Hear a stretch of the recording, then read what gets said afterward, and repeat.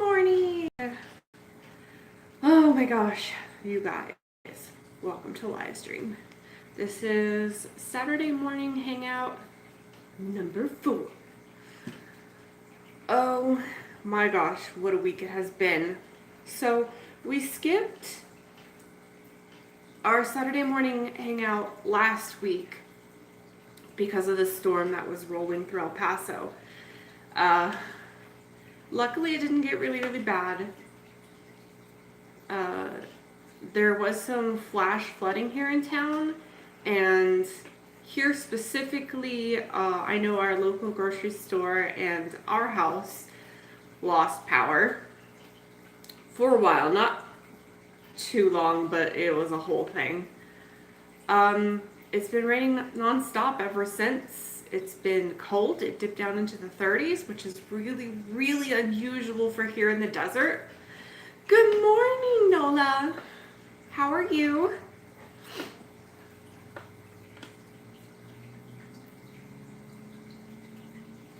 I was explaining to our viewers after the fact that this week has just been nuts. The weather's been terrible. The storm rolled through. We lost power. There was flooding. We had our plumbing in our downstairs bathroom broke this week, and we flooded our bathroom downstairs. That was fun. I wish I were still in bed. I'm so tired. It's just been nuts around here. My husband works for the Texas Department of Transportation, and because of all the flooding across the state from the storms this past week, he's on 12-hour emergency shifts with like one other person. So they're working from like 6 p.m. to 6 a.m. and the other person's working 6 a.m. to 6 p.m. and they've been doing it like all week, and it's terrible. Everybody in my house, their schedule is like thrown off.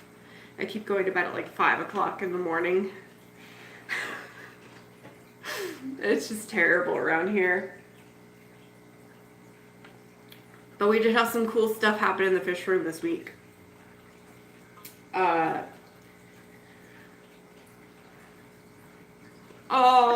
cats are so cute until they're hungry.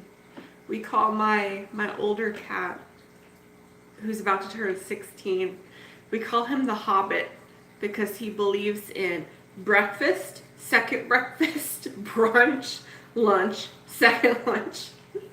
He has to be fed like every 4 hours, or he will not stop. He won't eat like dry kibble. He only eats wet cat food. So he will bother you every 4 hours and just whine and cry so loud all over the house until you give him what he wants. And then most of the time he'll turn his nose up at it because he's also spoiled, rotten, and picky. And so we have to bribe him by hiding cat treats in his wet cat food, so he will eat his wet cat food. He's so spoiled. Let's see. My Daphnia culture is still live this week, which is awesome, and I don't know how it's surviving, but I'm glad. And we did get some new snail clutches, which I have been waiting literally for 3 months for. We checked our fish room log, and it was like, yeah, we haven't had clutches in 3 months. But thank God we've had 2 in the last 3 days, so I'm really excited, and I hope we get some more mystery snails. What else? Our baby bettas have started to turn coy. We have probably half a dozen of them now that have gone from being steel blue, black, or black and white marble, and they're now all getting red koi spots, which is really cool. It's taken them forever because these guys were born in like June or July, I forget, and just now they're getting their red. But it's starting to look really cool, especially like the weird black and steel blue one that have red koi spots. I'm not sure why that's their genetics, but it's really neat looking. What else Not a lot else has happened. Just trying to weather the storm. It's been raining like every single day. And it's been really cold and really windy. And it's just really strange here for being in the desert, because usually, I mean, we've had some years where we don't get rain for over a year. We literally broke a record once for not having rain for over a year. And suddenly it's been raining nonstop for like a week and a half. So, I don't know. Hopefully it ends soon. Maybe. I see that there's other people here. Hi, other people. How are you doing? How is your morning? Has anything cool and exciting happening this week?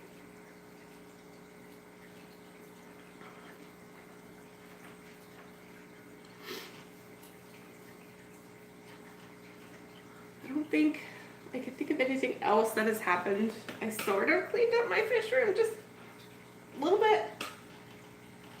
But mostly it's just been tank changes and feeding the fish. Aww. No, one died? That's so sad. I love kittens. I am such a sucker for kittens. Even though I am highly allergic and they want to kill me. I have 3 cats. And I've told myself I'm not going to have any more. But we have some cats that got abandoned at our local Walmart here at the beginning of summer. And we see them every once in a while, just roaming the parking lot. And every single time we see them, my husband, who claims he doesn't like cats, is immediately like, do you need to go check on them? Should we go get them? Maybe we should buy them some food. I'm like, we can't have more cats. And he's like, but that one's little. We can take it home. Well, we know we can't. 3 is enough. Aww, poor kitties. Yeah, 7 cats is a lot. I have 3, and that's at least 2 too many. I would say 3, but I like the 3rd one. I'm very particular. Our cats are funny. We have Imhotep, who is just about to turn 16 in a week. We have Isabella, who is a terrible, terrible monster. She attacks everyone. I love her, but out of all my cats, she's the biggest troublemaker. And then we have Buffy, who is the sweetest, dumbest cat to ever live.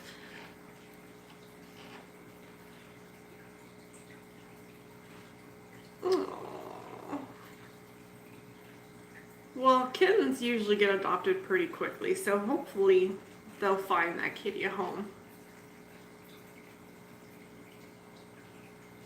I love cats. I have had cats all my life. I got my first one when I was 5. And I have now had, let's see, Patches, Mickey, Casey, Oriana, Joker, Paw, Bunny. Yes, the same was Bunny. Nefertiti, Imhotep, Isabella, and Buffy. So I've had 11 cats in my life. Oh, they're scared of the kid. That's hilarious. Poor kid.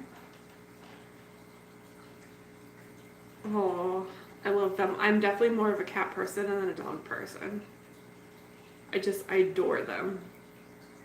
It's just, sadly, we found out like 2 years ago that I'm deathly allergic to them. Like, I have to wash my hands if I touch one. And I have to wear a mask and take daily allergies and carry an EpiPen so I don't die in my own home. I'm super, super, super allergic. Anaphylaxis and all that fun stuff. Oh my god, 18 is a lot. I can't even imagine, Nola. 18? That just sounds like a nightmare to me, and I love cats, but that just sounds like a nightmare. Because I can imagine at some point them finding one plastic bag, and that's all I would hear. I get this insane, terrible rage when I hear a cat licking a plastic bag, because all of my cats do it, and they all do it in the middle of the night. So you wake up in the middle of the night and you hear them licking on a plastic bag, and my first instinct is, oh no, I have to take it away from them so they don't eat it. And they've never eaten a plastic bag. But I'm so paranoid that they could and it would kill them.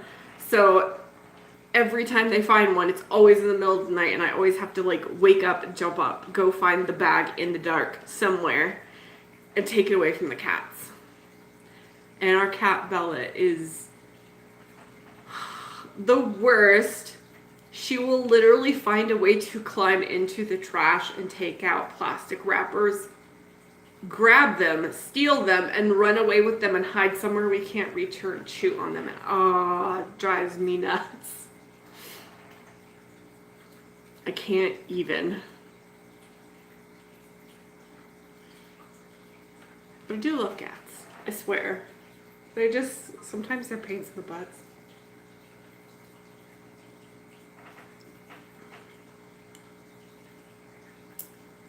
Anybody else have anything cool happen this week?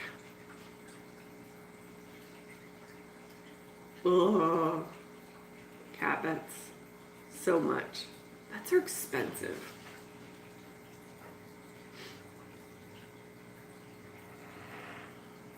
And I understand it, and cats need it, but God, vets are expensive.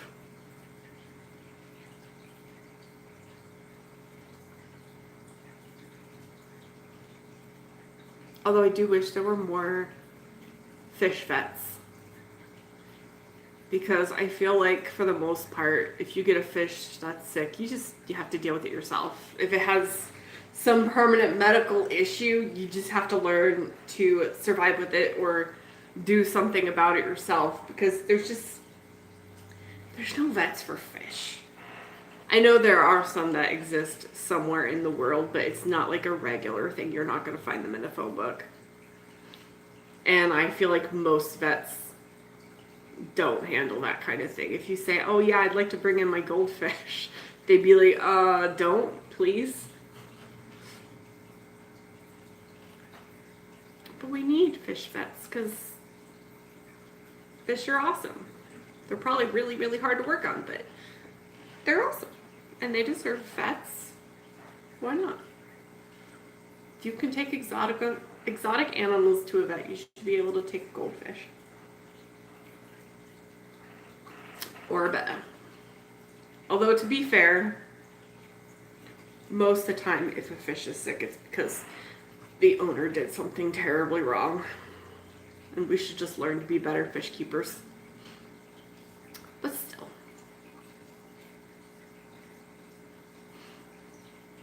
I feel like I've been really, really lucky in this hobby so far, because we haven't had to deal with a lot of sickness. When we first got our bettas, we had 2 of them come down with dropsy.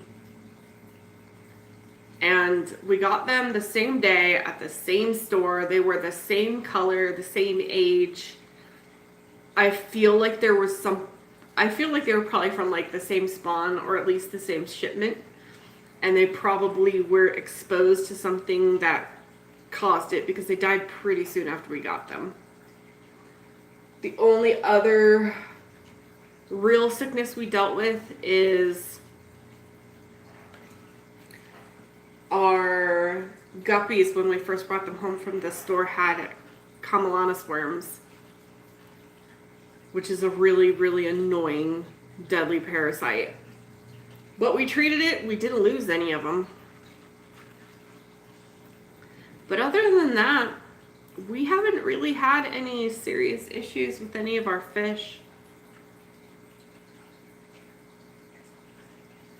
We haven't even had to deal with like bloat.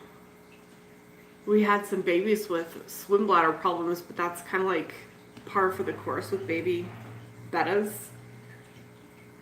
That just happens to a lot of them, and they grow out of it. But I can't say we've had any other real illnesses. We haven't had ick. We haven't had velvet in here. We haven't had any kind of fungus or bacterial infection. The worms were a whole thing. Like, they were terrible. So, Camelonus worms are supposed to be killable by very specific types of antibiotics. But it turns out that in the last couple of years, they've become very, very immune to it. So even like most of the recommended treatments you'll find online don't work anymore. But we found out through research, because thank God I research everything, that one of the few antibiotics that does work is levamisole. And I had to scour the internet to try and find this because it is a cow and sheep dewormer. And it's not commonly used in the fish hobby. But we managed to find Charles Harrison, who is a chemist online that specifically makes doses of levamisole for fish tanks. So I had to contact him, give him my tank information, prove to him I knew what kind of worm I was looking at so that he didn't send me the wrong medication. Got that in the mail. Had to learn to dose it because it came in little like 5-gram packets. Figured it all out. But the process is you have to dose your tank, wait 3 days, change the water, wait 3 weeks, and do the process all over again. You have to do the process at least 2 times, sometimes 3 times, just because of the way the life cycle of the worm, the way it works. But it's a terrible little parasite. Most people don't recognize that their fish have it when they do, because it's an internal parasite. And it's very, very tiny. It's like a little tiny, smaller than a thread, red worm. But it lives in the internal organs of your fish, takes over, eats them from the inside out, and eventually bursts out of their guts. And your fish gets really emaciated and just dies. And so sometimes you'll have fish dropping like flies and you won't even know why they're dying.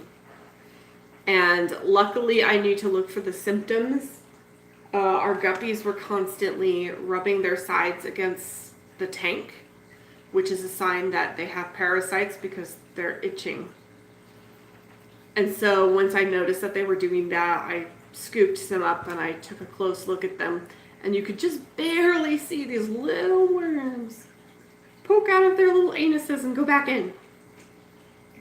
And usually you don't see that until they're really far into having the worms. By that point, our guppies were a few weeks old. They'd had these for a few weeks since we got them, because they had to have come from the fish store.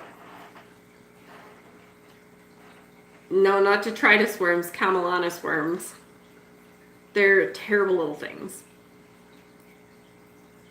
But they're highly contagious.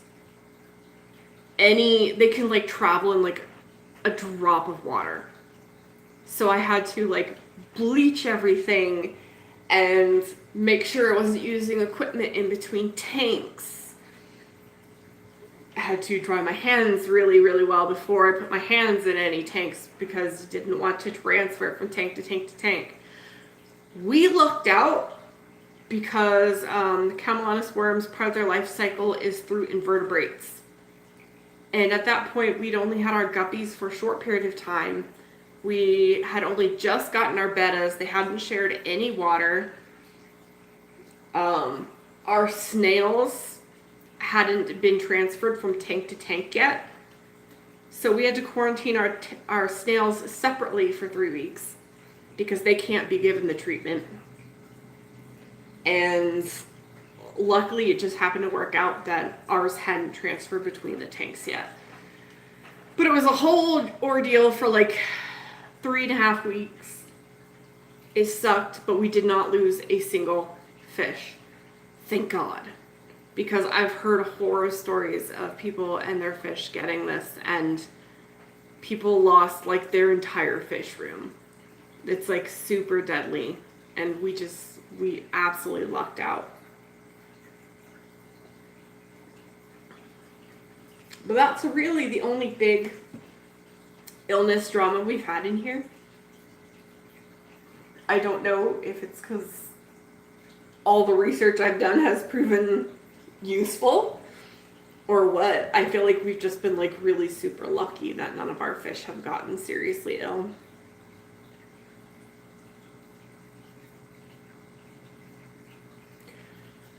White worms are usually detritus worms, and if they are, they're harmless.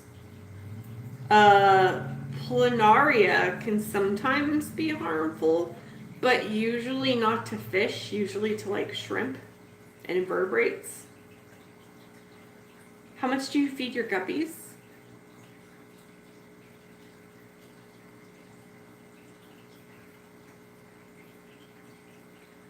Oh, PetSmart people. I won't even go to our local PetSmart because it's so gross. See, guppies are voracious. They will eat nonstop if you let them. Try feeding twice a day. And make sure it's like a variety. They're omnivores, so they eat, both like protein-based meat things and vegetables. Oh God, I hope not anchorworms. Are they hanging off of the fish?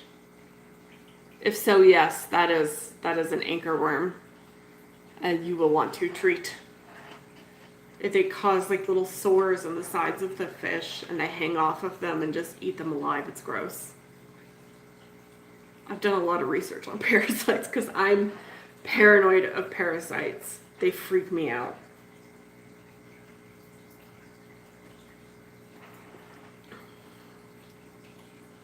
Usually if they're like little tiny white worms in your tank, they're detritus. If they're really, really long worms that move like little snakes, those are usually tubifex. Anchor worms you will usually see hanging off the sides of your fish or around their gills.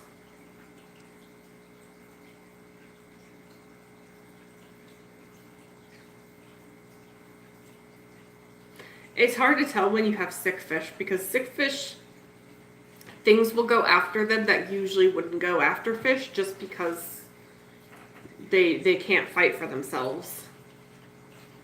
I've seen people have like mystery snails go pin down a sick fish and eat it alive, but mystery snails usually don't try to catch fish and eat them. Yeah, that does sound like anchorworm. I would definitely quarantine and treat for parasites on any fish that you see with the anchorworms, and I would also either, I don't know enough about the treatment to tell you if you should treat the tank itself, but I would at least clean it out really well, vacuum and change the water a lot and just try to get rid of them, because that sounds like a problem waiting to happen.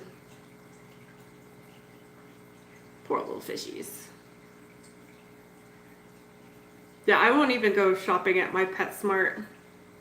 My PetSmart is gross. When we first moved to this area, we went to several PetSmarts and several Petcos because we don't have a lot of local fish stores here. I think there's one and I've never been to it.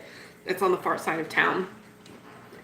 And our PetSmart had a lot more selection in their fish, but their tanks were so gross. There was dead fish everywhere. Their bettas made me want to cry. It was just nasty. Our Petco does better. They're usually pretty clean.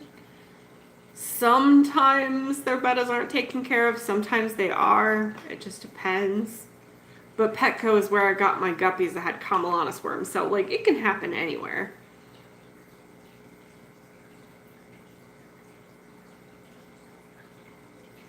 Luckily, our Petco does quarantine their sick fish. I've seen them do it. But a lot of pet stores won't, especially if their fish look super, super sick. They'll just take them out and let them die. Ugh, Walmart. Walmart should not have fish. Our local Walmart blah, blah, blah, blah, blah, words. They carry betta fish and other fish, but all of their fish are like babies. They're so tiny. And there's always like empty tanks and dead fish, and they always stack their betta cups, which drives me insane because they can't breathe. So every time we go there once a week to go grocery shopping, we always take a stop in the pet section just so I can unstack all the betta cups. And if I find any dead ones, I put them in the front row so that other customers will see them, and hopefully the people working there will do something about them, because there's never a person around I can complain to. I think they hide when they see me.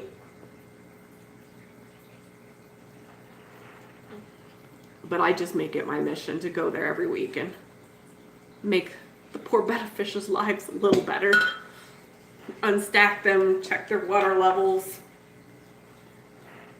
Talk really, really loud when there's other people there about the terrible conditions they keep their fish in.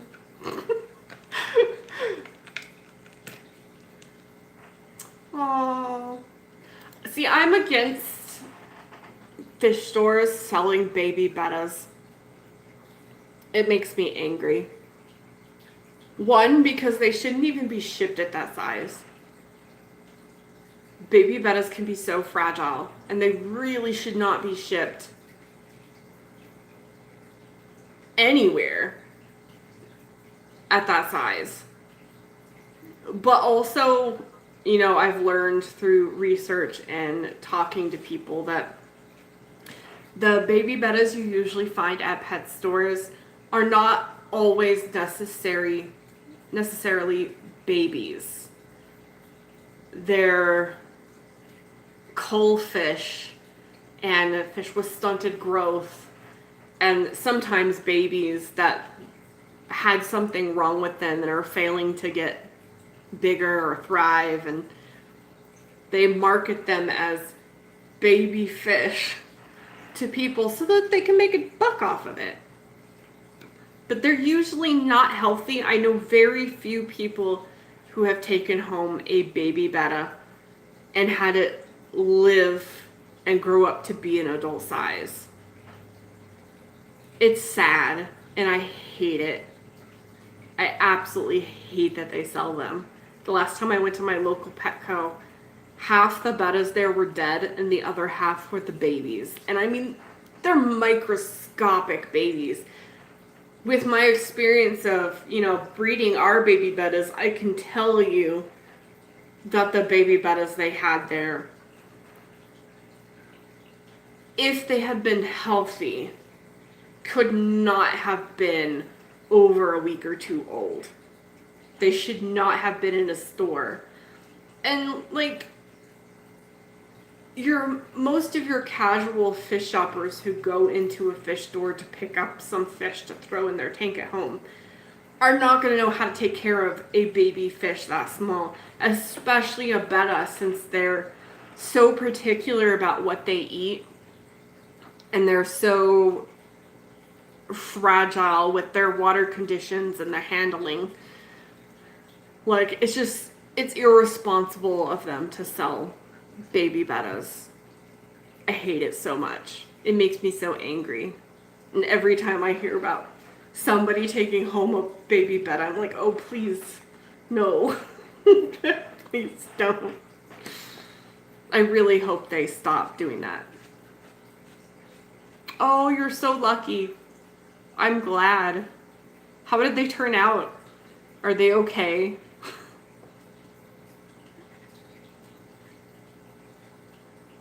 Oh. Yeah, that's what I do with my baby bettas too. I keep them with guppies that are relatively the same size. Because I've found in breeding, because baby bettas are so particular, that if I put them with guppies, I can basically feed them anything. Because the baby guppies are so voracious, they don't care what you throw in their tank, they're gonna nip at it.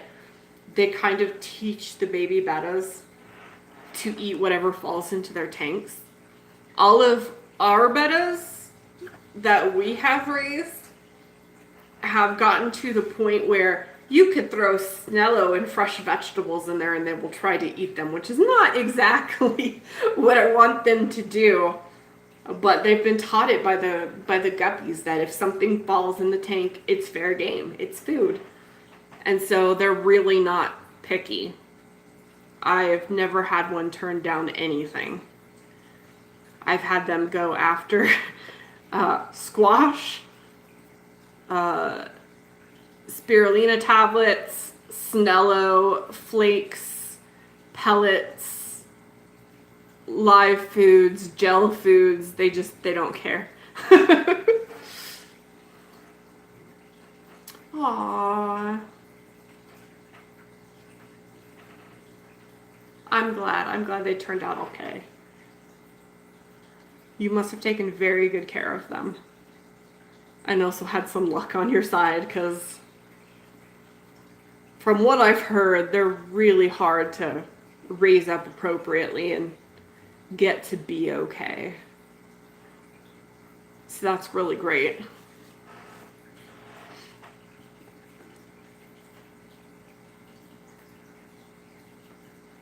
I can't wait to raise some more baby bettas. At some point, I'm going to get rid of all of our jarred bettas and we're going to do some more breeding, and I can't wait. I'm so excited for it because it's such a fun process. I love watching them change and teaching them what foods to eat, and it's just fun to see their little antics.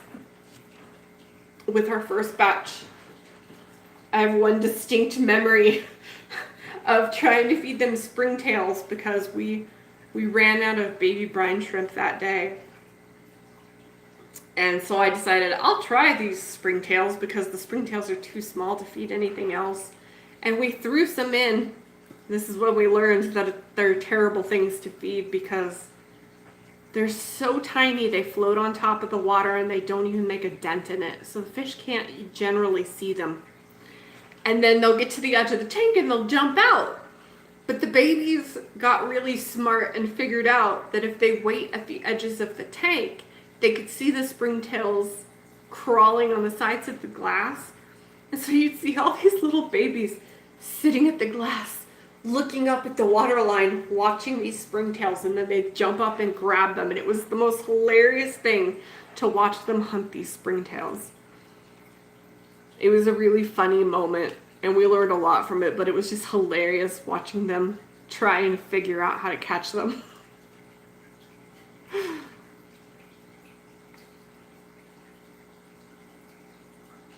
Aww.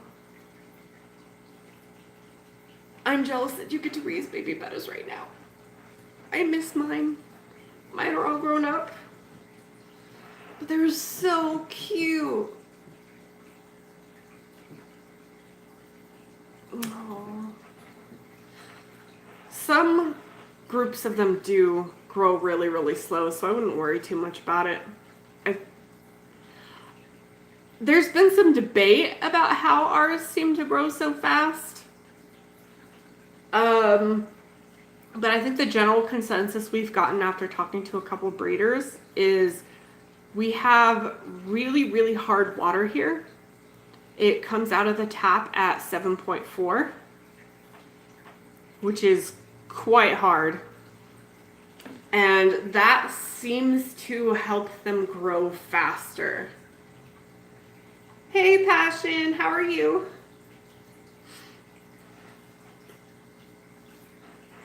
Oh, you have well water? Huh.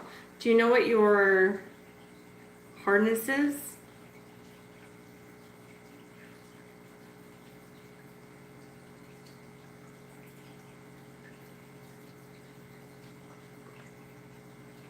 That's quite high. It should be good. I don't know. We have a whole process for ours. I'm a strict believer in not doing water changes every day like some breeders do, because I think it stresses out the babies. So we only did water changes once a week just to keep the water itself within parameters. But we also didn't clean out the bottom of the tanks at all. Any of the filth and moam and poop that got down in the tank, we just left it there. And we threw in a bunch of bladder snails, and the bladder snails helped to eat up the extra food, eat off any of the babies that died, and helped break down the waste. And so our tanks were like really nutrient rich and full of lots of microorganisms and infusoria. And with, water changes once a week with a very tiny tube, I think it really reduced their stress a lot, and they just seem to grow really fast. We fed 3 times a day brine shrimp until they were about 4 weeks old, and then at 4 weeks old we would transfer them to the grow outs and move on to betta crumbles, Daphnia, fruit flies, grill worms, just whatever. And they seem to do really well. Oh, Dumbos. I love Dumbos. We got 4 out of our last spawn.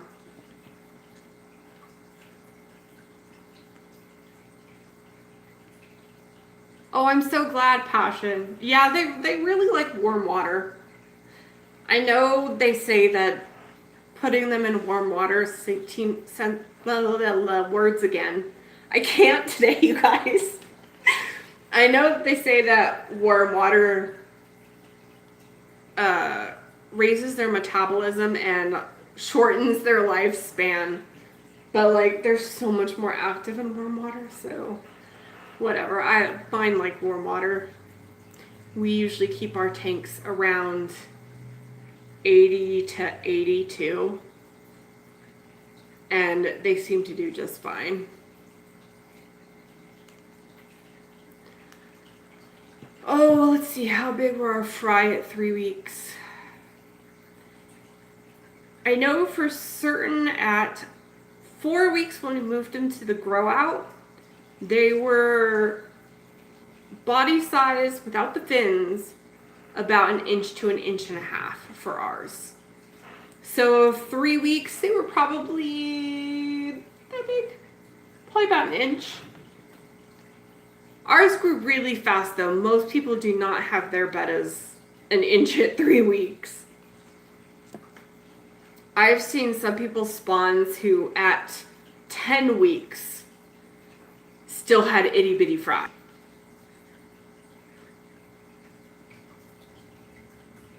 Yeah, snails do that. Snails also hibernate. Mystery snails, particularly in cold weather, will hibernate. They move less and they eat less, and sometimes they will just sit in their shell forever. But as long as they still react to you touching their trap and, don't smell or hang out lifelessly, they're probably okay.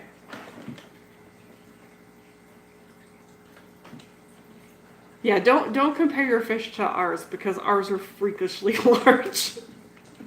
I've been told that so many times. We're in a few better breeder groups on Facebook where there's a whole debate because people think I'm lying about the size of our fish. Ours aren't giants. Ours are pet store bettas. Just regular sized pet store bettas. We got them, we brought them home and we bred them. But they grow really, really fast. I don't know if there's something in the way we're caring for them or our water or something, and they just do really well here. I think mostly it's luck. Both of our groups have done really well. Our second group that we did, though, we did get a few runts out of it.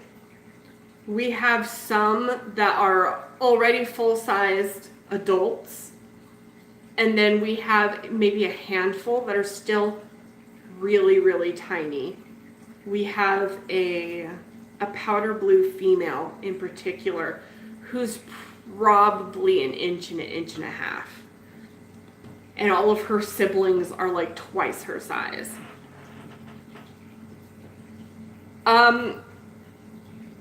In my experience, not yet. I think the rents eventually, given enough time, will probably catch up, but I think it's going to take a really long time because we've had ours now since June or July, the second group, and our runts are still very small. They're definitely bigger than they were. They were probably about half the size they are now when we first jarred them, but they're growing really, really slow. But I think that's just part of being a runt. For whatever reason, those ones tend to not thrive as well as others. And it just takes them a lot longer to catch up. But they all seem healthy. They're all eating. They're all still growing. They're active. So, you know, if they want to be small bettas, they can be small bettas if they want to. I'm not going to argue with them. I don't know why some are just smaller than others. But we have some that are massive. I have a couple of males in our baby group that are bigger than the adults that I have in here. Who knows? I don't know why it happens. No idea. I'm not going to argue with it. Some just are that way. And everybody's spawn grows up differently. Like I said, I've seen people whose bettas are like 10 weeks old and they're still tiny and don't have their color and they have stripes still. And then like ours, we had, you know, ones that were like an inch and a half at 4 weeks. So bettas, man, bettas are crazy. They're such a unique fish and they're so individual in everything.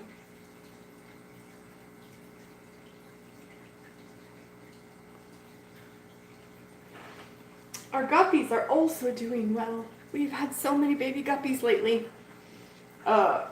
We did have some deaths though. Our two biggest females out of our metallic-sided guppies died this week. I knew it was coming though. They were very, very pregnant. They were very, very stressed out. And I tend to believe that's why they died, because that's very, very common in female guppies that are constantly bred. So it was sad. I fed them to my Daphnia bucket. My Daphnia are enjoying them.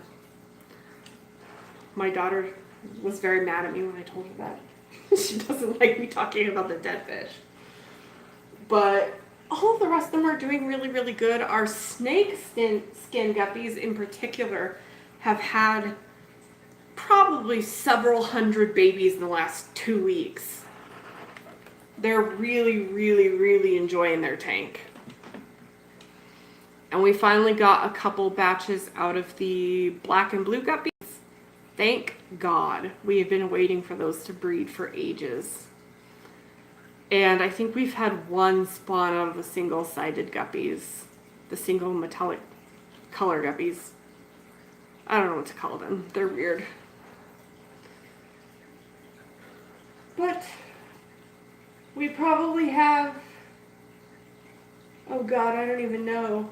We probably have over 1,000 baby guppies right now sitting in our 30 grow out. I could show you guys. It's insane the amount of baby guppies we have in there. Let's see if I can get you unplugged.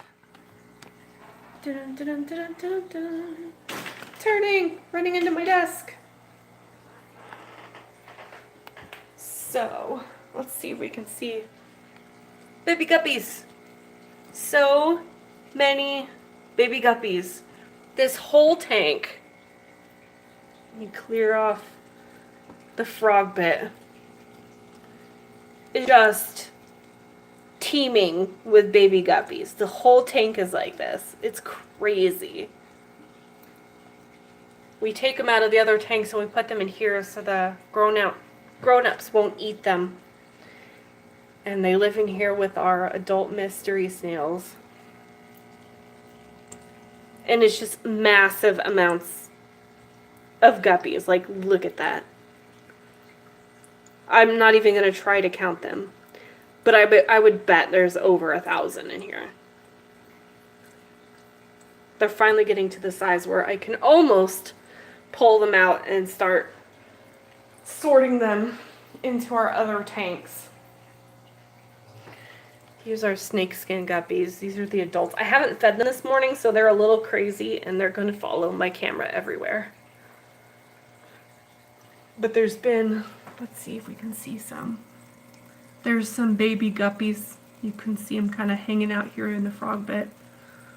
Living in here. But there's so many adults. So many. And then we've got our black and blue guppies. We've got some really cool ones coming in that are just starting to get their color. You'll see a couple flashes of other colors in here because I basically put in any of our guppies that have the metallic blue or a lot of black on their tails. And these guys they're so pretty. Let me see if I can grab some of the pretty adults to show you. Light. Nope. Light. There we go. The really nice ones are like half black with metallic blue tails. They're so nice once they all grow up.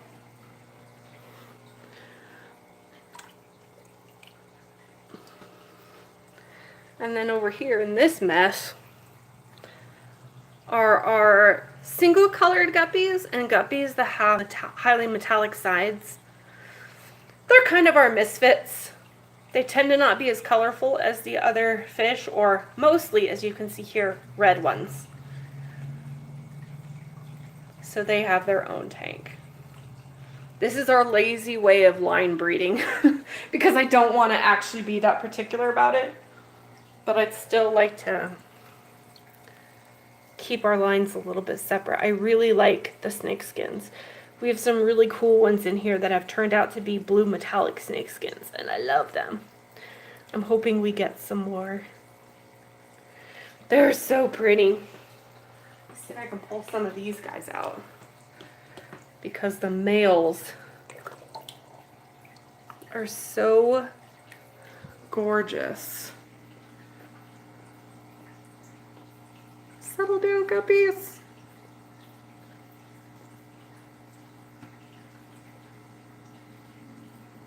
They're like, no, there's too many of us in this cup. But they have highly metallic sides with the black lace pattern. Very colorful tails. They're just cool. I love snakeskins. So I'm trying to get the most of those because they're my favorites. They're really neat. Let's see. Our beds are still doing really, really good. Say Ron here, he looks so ragged. He keeps biting his fins. He looks funny right now. You'll notice his head is kind of red because we've discovered that under all of those opaque scales, he's a koi. He's got red and black markings that you can just barely see under his white. Rika, she's my favorite. She's really intelligent and very mean. I love her. Come here, Rika. She's super, super smart and vicious. And then somewhere over here, where is he? Oh, I can see him back by the filter. This is Tomoe. He's from our first spawn. And there's little Komori, our betta we got from Jordan. She's a cute, spunky little thing. Here's Rem from our first spawn. I actually have a funny story about her this week. I was over here changing water on Wednesday, and I hear this splash. And I look over into her tank, and she has jumped out of the water, grabbed a bladder snail off the side of her tank, and was carrying it around in her mouth. So we ended up grabbing her some Daphnia to eat. But she was just like hunting bladder snails. I was like, why can't I keep any snails alive in this tank? Because she hunts them. Little bugger. I love her. She's so pretty. And she finally stopped being stressed out. And then her dad, Zen, is over there. Hanging out. Ponyo. Hey, Ponyo. Ponyo's also smart and she loves people.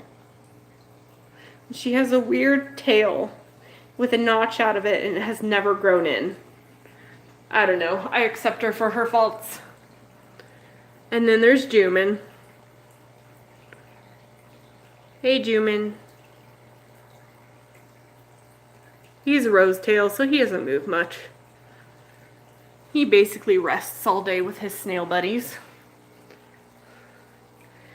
And then over here, there's Sophie, also from our first spawn.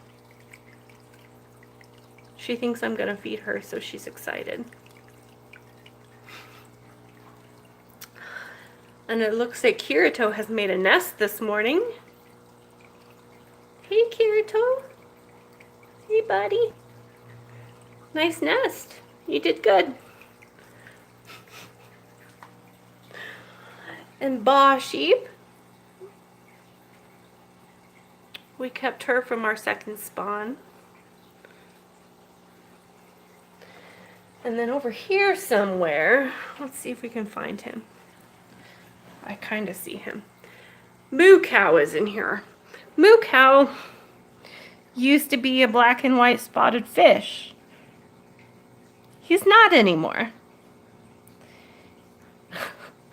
He kind of turned black, mostly. We don't know what happened. He used to look a lot more like Ba Sheep, which was mostly white with a few black spots. He changed his mind. He's really pretty. I'm sad he didn't keep his cool markings though, because he had such perfect spotting. That's why we kept him. And then he just changed. Like, what is that about? So, I don't know, that fish. That fish, man. Now you're all sideways. There we go. So yeah, everybody's doing really, really good. Our baby bettas from our second spawn have finally gotten their red koi markings. We have like half a dozen of them that have gotten their red spots are just starting to come in, finally, after all this time. So I'm really, really excited. We have one steel blue one and one black one that also have the red koi markings, which is really weird, but the black one's really cool. Hopefully somebody will take him home and he will be their friend. He's really pretty. We have some gorgeous fish in this last spawn. I'm sad that I can't keep them all, but I don't want the maintenance.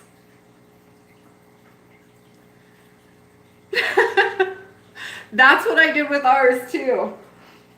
I started that 30-gallon as a snail tank, and I was like, but there's so much space to swim. I should put a fish in there. What can I put in? Let's put in guppies. And now guppies have taken over my fish room. They're just everywhere. Who knew? I love guppies now. I still love bettas the most, but I don't know. I really enjoy the guppies. They're not smart like the bettas. They don't have individual personalities really, but I still like them. Except one. We have one guppy that is the bane of my existence. He lives in our baby betta tank, or not our baby betta tank, our baby guppy tank. And a week or two ago, we decided we were going to go through, take out the bigger baby guppies and sort them into their adult tanks so that they could get to breeding. And we had probably a dozen in there that needed to be pulled out because they had their adult colors and they were adult size and they were ready to go. And we spent 3 days trying to catch one guppy. He was this big, beautiful, red fantail guppy that belonged in our metallic-sided guppy bin. Couldn't catch him. He would see you and he would immediately run and go hide in all of the anacaris and under the frog bit. And no matter how much I took out and like moved everything in the tank and chased all the guppies with my net, could not catch him. Just the minute he saw you, he would split because he knew you were coming and he wanted to be the king of the tank. It took us 3 days. 3 days of hours at a time trying to catch this stupid male guppy. Finally, I sent my daughter in because my daughter is actually really good at catching guppies. That's her job because she can't lift the buckets in the fish room for water changes and stuff. She's a bit of a noodle. But she's really good at catching guppies. She can spot them right away and she has really quick reflexes. So I always make it her job to be the guppy catcher. So I gave her a net. I'm like, have at it. See if you can find him, please. Do something, catch him. And the second day after I had told her that, she caught him. And he went in his new tank and he's in there breeding somewhere and hopefully he'll have smart little guppy children that will also make it impossible to catch them. He's the only guppy I've had who's been intelligent. All the rest are just kind of like blub, blub, blub, blub, blub, blub. They run around the tank and just eat whatever falls in and they don't show any sort of intelligence whatsoever. They're really kind of dumb. But this guy, that one guppy, was so smart. It was just impossible to catch him. But we did, eventually. Terrible little fish. Our bettas are usually the smart ones. Rika is our smartest fish. I always tell everybody that she's like a velociraptor. You look at her and you can just see the gears turning in her head. Hey Jordan, how are you? We're telling fish stories about smart fish. But Rika is really, really smart and evil. Rika was the one female that when we were breeding all of our bettas, we had a period of time over like 6 days where we tried several different pairings of bettas and none of them were working out. And the male that we were using at the time kept attacking all of the females, and the females were getting really beat up and really stressed out. And we were like, oh my God, what are we going to do? We're never going to be able to breed this. And I turned to my daughter and I'm like, put Rika in. Because Rika is our most aggressive female fish, and she's so smart. You walk over to her tank and she looks at you and she watches you get food. And she just knows. She's just really, really smart. So we put her in, and all the males were terrified of her. She put them in their place. And then we had no more problems breeding afterwards. That's why Rika got to be our first female that was bred. It wasn't originally intentional, but she was the only ones the male couldn't push around, so. And she's still like the scariest of the fish. She's just smart.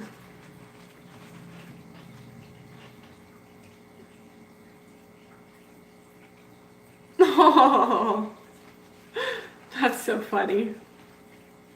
I like the smart one.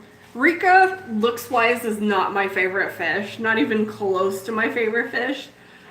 But personality-wise, I have a soft spot for her because she's so... she's just badass. Oh.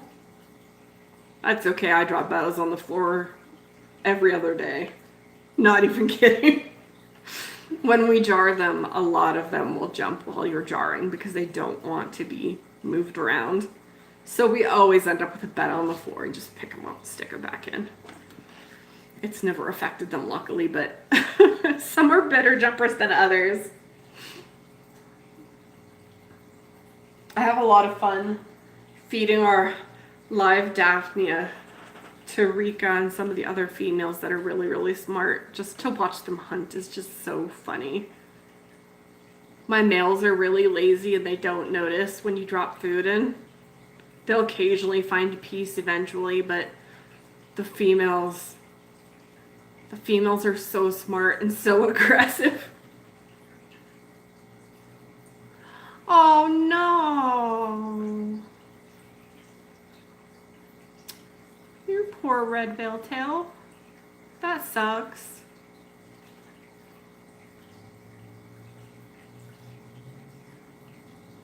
Ooh. Fish, man. They're kamikaze. That is sad that you lost one fish, but I'm glad the rest are doing okay.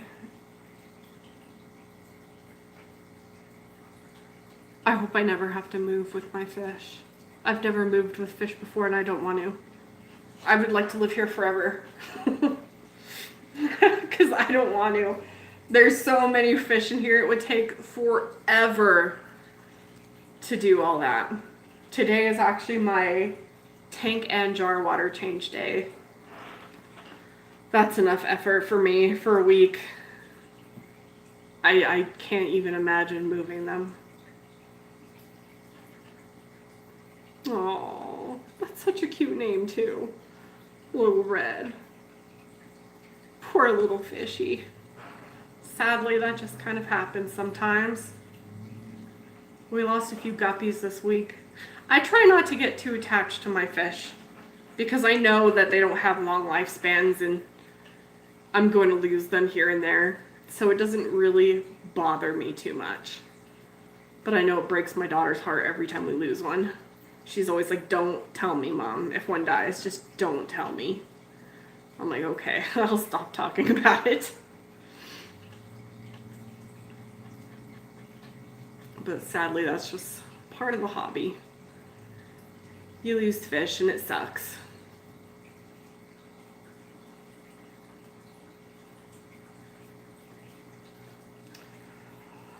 You guys, it's been a whole hour. We've been here a whole hour talking about guppies and bettas and snails and random stuff. No! Celestial Pearl Danios are so pretty. I hope he makes it. little fishy. Like I said earlier, we've been really lucky here. We haven't had a lot of sick fish. We've lost quite a bit of guppies, but we kind of expect it because they're guppies, and guppies are super sensitive when it comes to giving birth and being pregnant, and you just lose a lot of female guppies. We don't lose many males. They're almost always the big pregnant females. But we've been really, really lucky that we haven't lost a lot of other fish. And we haven't had almost any major illnesses aside from the Camelonus worm epidemic we had and our first few bettas that had dropsy straight from the store, but knock on wood, hope it stays that way. I'm more likely to lose snails. We lose snails all the time. Snails are so sensitive. They're so cute and I love them, but they can be so sensitive. They're really particular about their water. And frankly, I'm surprised that any of my Daphnia are still alive, but they are. Me too, Jordan. I have a bunch of them in one tank, and then we have a couple spread around in a lot of the other tanks. And the ones in other tanks seem to do okay, but the ones in our one ram's horn tank, they're falling apart. We've done everything. They have the same hard water as all the other snails. They get calcium, they have snello, but they just fall apart. And they're constantly dying. Every week I'm pulling out like 20 dead snails. It's not affecting the population because they have a massive population, but I don't know, ram's horns seem very delicate. And their shells are very delicate. I mean, you just barely pick up the baby ones and you can crack their shell. I think part of the reason no one ever talks about it is because they're so prolific that if a few die, you're like, meh.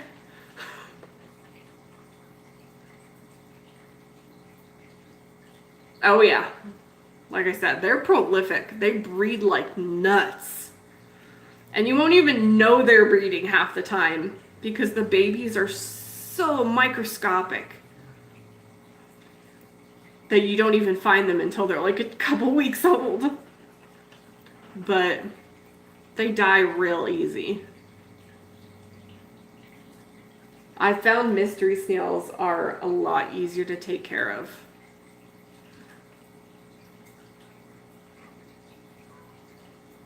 Yeah, the adults, I don't think they live very long. I forget the research I did. I think they live like a year or two, something like that. But I tend to think just from the fact that they breed so prolifically, I think it shortens their lifespan quite a bit.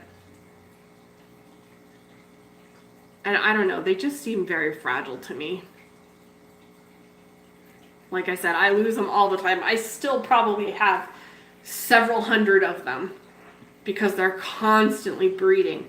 But I lose probably like 20 a week out of those several hundred. It's just constant. Aww. Yeah, their clutches tend to be very tiny, but they lay like a million of them. And they grow really, really fast. They breed really, really fast. They can breed before you think they're able to breed. They don't even have to be adult size yet. So it's nuts.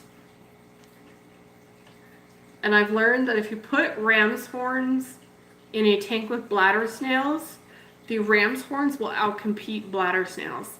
But if you stick ram's horns in with mystery snails, the mystery snails will outcompete them. It's weird. I love them anyway. I love all my snails. We still have a million of our first bladder snail's children. Gary has long since passed, but we still have generations and generations of his baby bladder snail descendants. And it's been kind of fun to watch them over time because Gary himself was a very dark body. And it has now gotten to the point, several generations past, that like more than half of his descendants are albino bladder snails. It's really cool.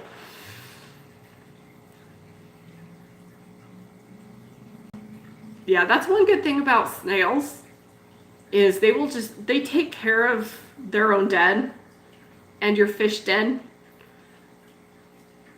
I swear I never know when something dies in my tank anymore because by the time I find it, it's just bones or a shell because the snails have already found it and cleaned it off in like a day. So I don't worry too much when things die in my tank. I don't worry about it upsetting the balance of my tank because I know that the snails are going to get it right away. It's real handy. That's why I keep them in with my baby bettas when we're breeding them. I keep a lot of bladder snails in there because they'll pick off the dying fry and that leftover food and all of that stuff, and you don't have to worry about it fouling the water. They just take care of it. I love snails. I didn't expect to fall in love with snails, but I love them. Especially the mystery snails. And we got 2 new clutches this week. I'm so excited. They're finally breeding after 3 months. Our baby mystery snails from our previous clutches have finally grown enough to have their own clutches, and I'm so happy. I can't wait to get like a million of them again. Because we had like none for 3 months. I assume it's because our bigger females all died off.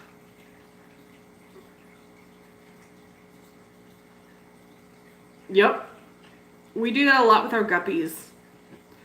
I'll be like, where is that one guppy I'm always seeing? Can't find it, can't find it. Clean the tank and you'll find just a little fish skull and some fine little bones. I'll be like, oh, I guess it died and the snails found it. Mystery snails are so much fun to hatch. I know they will give you like a million babies, but I don't know. I really enjoy mystery snails. I love waiting to see what colors you get because it's a surprise. When we got ours originally, we only got some of the colors. We didn't have black or chestnut or magenta. And we got all the rest of the colors. I think ivory, blue, gold, jade, and purple. And out of those, we then managed to get magenta breeding out of them. And we have since found 3 gold ones with stripes, which I didn't even know was a color. But you just never know what you're going to get out of your mystery snails. Yes, like parasnailing. They're so funny. I love the blue ones. Most of the ones we have for sale right now are blue or ivory, and I think we have 3 jades that are very tiny. I will admit that I kept all of our purple, magenta, the gold ones with stripes,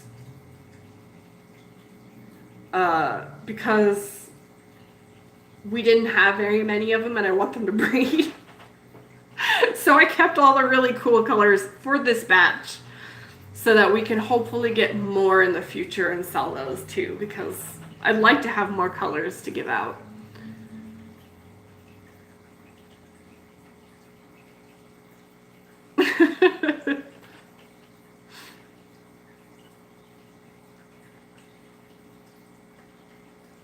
I love them. Mystery snails are just, they're so great. I really, really enjoy them, and their little squishy faces with their little bright colored spots. Oh. I think out of all the snails we've had so far, mysteries are my favorite. I just love them, and I love how big they get. They're pretty resilient, and they're entertaining. I just like them. I like them a lot. And some of ours are huge now. We have some massive blues. I should find one and show you guys because they're just gigantic. We still have, I think, one of our blues, actually the one that's been laying eggs recently, is from our very first batch, and she is huge, absolutely huge. And then she laid eggs, so now I know she's not. All of their Sharpie wore off. I originally marked them with F's or M's for their gender when we first got them, so I could kind of keep an eye on if they were breeding and who was doing what, but it's long since worn off.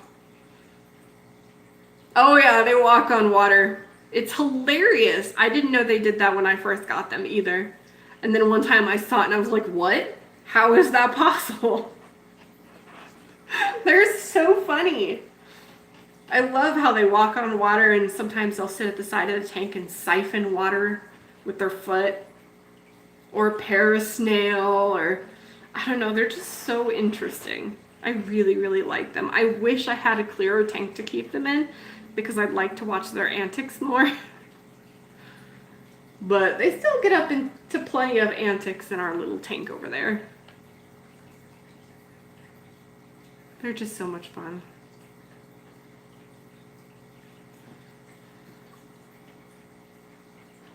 Okay, you guys, it is 10 to 17 here, which means we've been here for an hour and 17 minutes.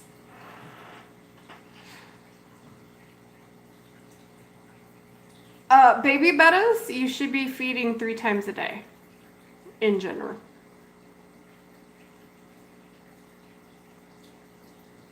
They don't have really, really big stomachs, so they don't eat a lot, but you have to feed them pretty often, and that'll help them gain some size.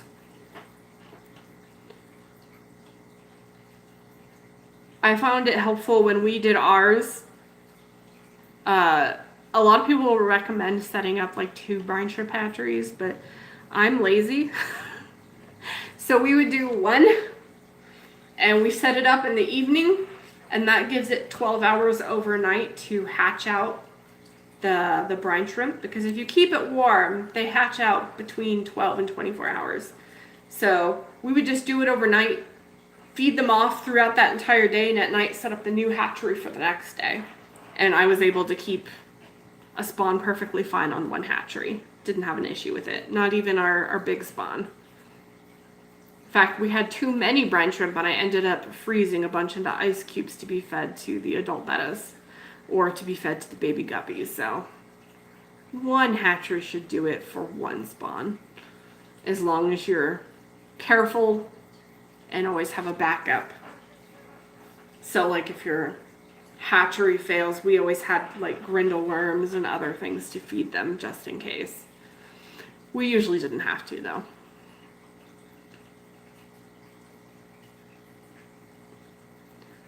Okay, you guys, that is the end. We've been here too long. I need more coffee. I'm out. I need some. I got up way too early. A sleep schedule here is so thrown off because my husband's weird 12-hour shifts he's doing for his work because of all these storms. It's so stupid. So we're all tired, and I need more coffee in my life. But thank you for joining me this week. We'll be back next weekend to hang out and talk fish and see what everybody's up to, because I love hearing everybody's stories about their weird fish. Because nothing happens in my fish room. I wish I had more drama to share, but like nothing happens. Like the last couple of weeks, all I can say is my fish are doing good. Nobody ever gets sick. We very rarely lose fish unless it's like the stupid female guppies that get too stressed out. We haven't had any fish shipments because it's winter now and You just don't ship stuff in winter in general. So like other than saying, hey, my Daphnia culture's still alive, nothing happens here. That's why my updates have sucked lately. Because I'm just like, what do I tell you? Everything is exactly the same. Everybody's alive. Here, look, here's my fish. They're all alive. Nothing. So I love it when you guys bring me stories of good or bad or hilarious of what your fish and your snails and things are up to and weird things that have happened in your life. This is my entertainment because nothing happens here. Other than my bathroom flooding this week. That was fun. No, it was not. It was not. I have repairmen coming on Wednesday to fix our plumbing that flooded the downstairs bathroom. I hate it. We have a very, very, very busy weekend coming up. Not just because Halloween, but my daughter's birthday is 3 days before Halloween. And we are going to have a game night where we invite over a bunch of adult friends and hang out, play games with my daughter. It's sort of a costume party. Everybody is required to dress up in onesies, animal onesies. So we're going to see a bunch of grown people dressed in onesie pajamas. It's going to be absolutely hilarious.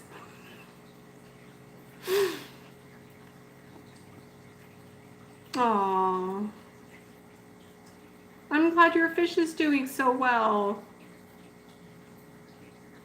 It's always nice to take home a fish that really, really needs help and then to see them get stronger and get better. You're just like, oh, I made a difference. You're gonna live a happy life now. I'm so glad we got all of our fish. I know most people only like to breed the fancy, pretty fish. But you know what? Our goal is not to breed, show winner bettas. We just want to learn about the process and have fun. So we went with Petco bettas, and I love my Petco bettas. We had a few losses to begin with, but I love them, and I'm glad they live here, and they live the happiest of lives. They have wonderful tanks, and they eat better than most people. And they're doing really good. So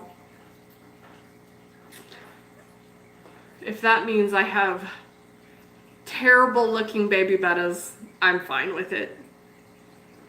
I like them anyway. We actually got some really pretty bettas out of our Petco bettas. They don't have perfect form or anything, but they're really pretty anyway. So I don't care. I have one that Jordan sent me, Kumori. She's so cute. I love her.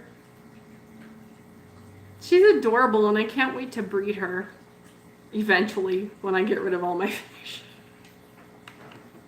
Because she's going to have such pretty babies.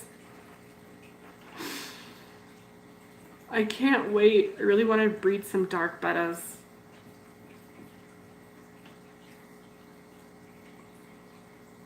Aww. All of ours, except for Kumori, were ones we got from Petco or bred ourselves. But I'm really enjoying this last batch, the batch that we did with Zen and Ponyo. We have gotten some really gorgeous patterns out of these fish. They don't have great forms. There's a lot of spoonheads in the group, I will admit.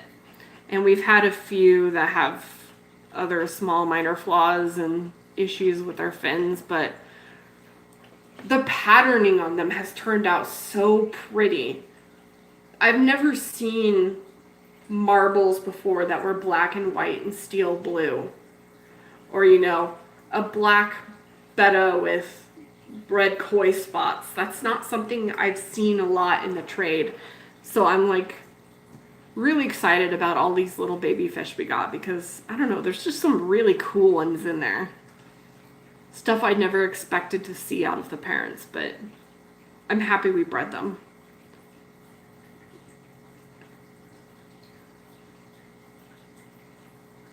Oh. What's the name of your one aggressive female? I love the aggressive ones. They're my favorite. They're so funny.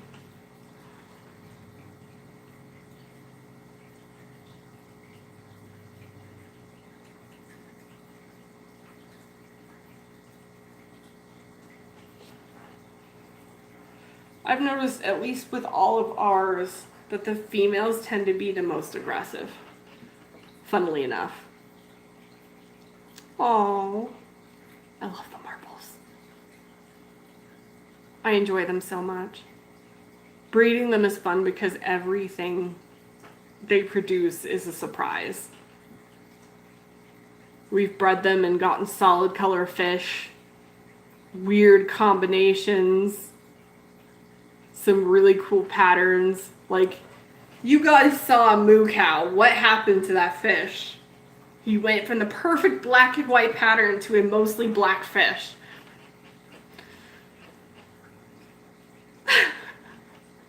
That's so cute. Rika does the same. Rika beats up the other fish. She scares the males. When we tried to breed her, it took a while because the males ended up running away from her and she ended up guarding their nests for them because they were terrified of her.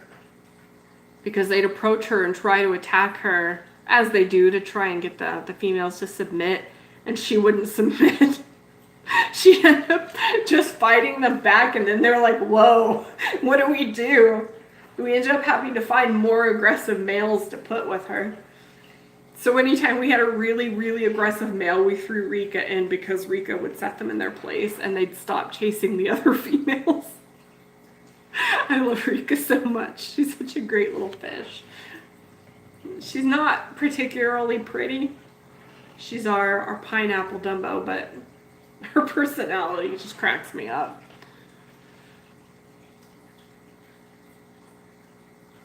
Aww.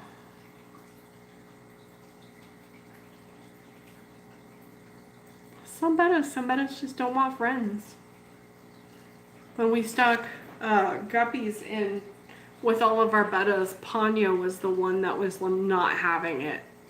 For the first 24 hours, we'd watch the guppies, and in all the other tanks, the bettas just ignored the guppies, and the guppies swam around like normal. In Ponyo's tank, right away, all the guppies swam to one corner and huddled there because they were so terrified of her. Because she would just charge the group and chase them around, and for a full 24 hours, she would not leave them alone. She eventually got used to them and it was fine. She didn't kill any of them. But oh man, she was like, ooh, someone to harass. Our little Kumori that Jordan sent us, she's my guppy killer. We put some guppies in with her about 2 weeks ago. We were sorting out the baby guppies to be spread into their individual tanks, and we found a couple of culls that had like bent spines, or they swam weird or something. So I throw them in Kumori's tank because she's the smallest of the bettas and the least likely to attack them. And the next thing we knew, we woke up the next morning and we found the guppies all bloody, floating around the tank. She had hunted them all to death in the night, which is fine. It's okay that she's a cull. She's a culler. But man, I did not expect that. I thought it was hilarious. I wanted those fish to die anyway because they were the cull guppies, but they were too big to be fed to any of our fish. Usually, if it's the small ones, I'll feed them to the guppy parents or I'll feed them to the bettas, because we don't have like a big cullinator. Because I don't want to euthanize them.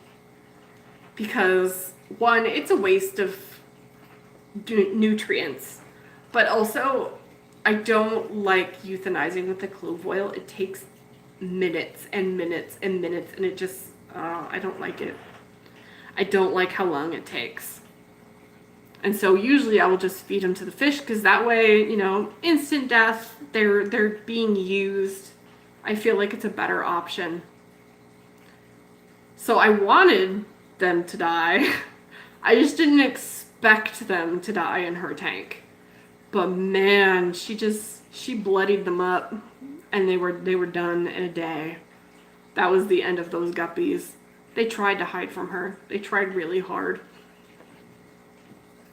So I was really proud of her. I'm like, oh, Kumar is my little guppy killer. I swear, they were as big as she was. But she wrecked them. Absolutely wrecked them. It was hilarious. I know that's probably not funny to people who really like guppies, but to me it's hilarious. Because I just didn't expect it. Okay, I swear I'm leaving. It's an hour and a half. Thank you guys for coming to visit. I will see you next week. We'll hang out, we'll have fun. Probably sometime this week, if anything happens at all, I will do an update video, but like nothing has happened recently. So like if you don't see a video from me, don't freak out. It's just that nothing happens. Everybody's doing fine. Nobody's dying. Nobody's breeding. Well, the guppies, but the guppies are always breeding. So like there's nothing to show. Everybody's doing good. All my cultures are thriving. My Daphne are amazingly still alive. If they manage to survive another week, maybe I'll do an update video on my Daphne and how to keep them alive indoors. I just want to make sure they live before I try to tell people how to keep them alive. I've learned a lot recently about Daphne, but so far so good. But that's it. I will see you guys next week. Have fun. Have some breakfast. It's still early enough, sort of, maybe, depending where you live.